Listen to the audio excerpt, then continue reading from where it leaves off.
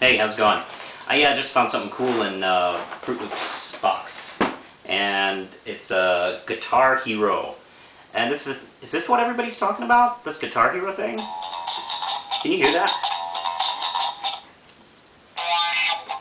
This is kind of porno-y. I think it's a video game or something, but I like this. Now this is cool. That's cool. Like this. Take that. Now let's get to the comics, actually. I think that's what I was planning on doing today. Comic reviews. I'm going to start off with a comic that's been canceled for years and years and got sort of a revival of a miniseries here. It's P. Craig Russell's take on the last Sandman book, which was The Dream Hunters. Now, originally Neil Gaiman did it as a sort of novella with some fantastic paintings.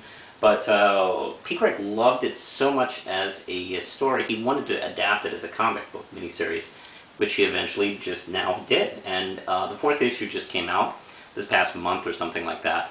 And it was beautiful and fantastic. He adapted the story pretty much like it was in the novel. I don't remember any real major deviations.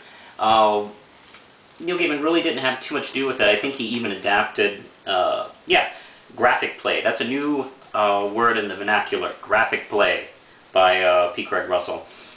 And it's just, I really miss Sandman coming out month to month. And what was so great was, this was kind of almost feeling like Sandman was back, at least for a miniseries. Essentially the story is, takes place in, I think feudal Japan or something like that. I gotta go back and check. It's the love of this fox spirit for this young monk, and she comes to Morpheus for guidance, and it's just a terrific story. It's really beautifully done, and I love it. I'm reviewing the whole arc here, because I just think it just works together. Now, this hasn't been traded yet, so the issues are out individually. If you can find them, go get them, or if you prefer to wait for the trade or hardcover, do that. I give this 5 RAM chips. It's beautiful. Now, Oracle. She's back. And this is part of Battle for the Cowl, although it really doesn't have too much to do with it, except for a brief conversation Barbara has with her dad, Jim Gordon, about, hey, Batman's gone. It's funny how crime's risen. Boop-a-doop-doop. That's pretty much it. The plot is basically a 3-part story. It's written by Kevin Van Hook. It's drawn by Julian Lopez and Fernando Parsanen. And it has the art is, on the cover is from, let's see, Gullum March, who's really terrific. Essentially, Barbara Gordon gets wind that the calculator is out to find the anti-life equation. We presume he's going to use it to help his ailing daughter, but this is not a guy you want to trust with the anti-life equation. So she's trying to get to it before he does. Now, it's called The Cure.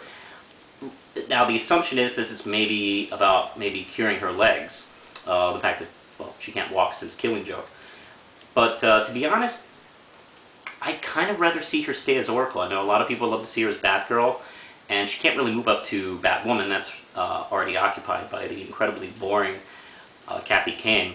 And Cassandra Cain is over on Batgirl. And I don't know, I'd feel really disappointed if she kind of went back to being Batgirl. After all these years of wanting her to be Batgirl, she's kind of grown above it, and I don't know, I don't think it would work anymore. But this is actually, I was hoping I'd like this, and I ended up really enjoying it.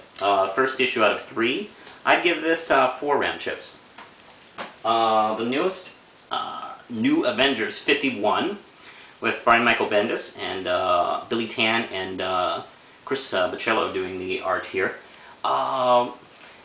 It's the beginning of a story with Doctor Strange. People are out to get him, and he's thinking about finding a successor. Meanwhile, they're making plans about what they're going to do about the Dark Avengers and shit. What's frustrating about this issue is, I was talking to Lindsay about this last night. There's a scene where everybody goes, hey, you know, we don't really trust you because nobody knows your secret identity, Spider-Man. Because, gee, there's no chance that you'd ever, like, reveal your identity on national TV, you know, for the public service. You know, that wouldn't happen. That's what really pisses me off about Brand New Day. I don't like this it's like Spider-Man had his own personal Crisis of Infinite Earths in the middle of the Marvel Universe. It's so irritating. And this is a story. This is a terrific scene where Jessica Jones realizes he's Spider-Man. They knew each other in high school. That's a fantastic scene. It should have happened 2 years ago. It's frustrating. Fuck you guys. 5 RAM chips. How are we doing on time? Perfect. All hail Megatron. Awesome. This is terrific. We still got Shane McCarty and Guido Gardini. I'm going to go with Gardini, even though I know that's not right. Let's see, where are we here? There's a horrible scene with Reflector, like, playing with humans. Let's see, meanwhile, the Autobots are desperately trying to get their standing back on Cybertron while they're being chased by the swarm of mutant Insecticons. And, by the way, Perceptor has never been cooler than he has been in this miniseries. He is a sharpshooter, which actually kind of makes sense, considering what his specialty is. And also, the traitor has been revealed, and it's a terrific scene, and it's kind of an emotionally, gripping moment where you realize why the traitor has traded. And there's also a terrific little, I won't spoil it, I'll try not to spoil things. There's also an answer to a question that we've had about a human character for quite some time at the end of this issue. This is number 8 in All Hail Megatron. I gave this 5 RAM chips. I'm enjoying the hell out of it. Meanwhile, in Buffyverse, she's fighting some renegade slayers in issue 23. It's written by Drew Greenberg and George's Ginty doing the art here. She teams up with Andrew, of all people, and to go find out what's going on with these spider demons and things. He has not told her that he actually genetically created the spider demons in order to draw them out. Good thinking. There's a terrific scene too where Andrew just goes on and on and on and on about everything. Everything we talk about as dorks. It's just a terrific scene. And let's see. It's more or less a pretty good issue. I'd give this one 4 RAM chips. Enjoyed it very much. Now I have 3 questions I've been meaning to get to in Ask the Real Manos. Oh, alright, I'll be really quick. Blowhimselfupdude. By the way, let me just do a shout out. He has a terrific page. I enjoy his reviews very much. I find them thought-provoking and addictive. What's your thoughts on riff tracks? Now, I really enjoy the fact that Mike and company are working on riffing again.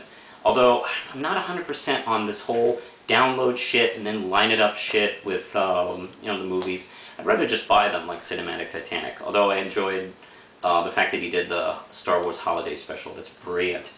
EarthOneQ asked me, who do you want to see play Green Lantern in the eventual live-action movie? I would love to see David Boreanaz from Angel. He played him in the animated New Frontier movie, and I think he looks like the part. I think he could do it. And also, as a bonus, I think Dennis Leary would be an awesome Guy Gardner Green Lantern. And I'm sorry I can't pronounce your name. It's Yakov. Here. It's Yaka something. Not including graphic novels or trades, how many comics would you say you have? And I figured I needed to answer this visually. Follow me over here. And, yeah, I need some little music. Okay. I did a rough estimate. I counted some short box and a long box and sort of multiplied it. And I would say I roughly have 4,600 comics. Yes, my life is that sad. It's a memorial to my time wasting. But one day, this may be you. But we're almost done, right? Okay, anyway, I gotta get going. My next video will be the box set review of MST3K Anniversary Set. Until then, push the button, Lindsay.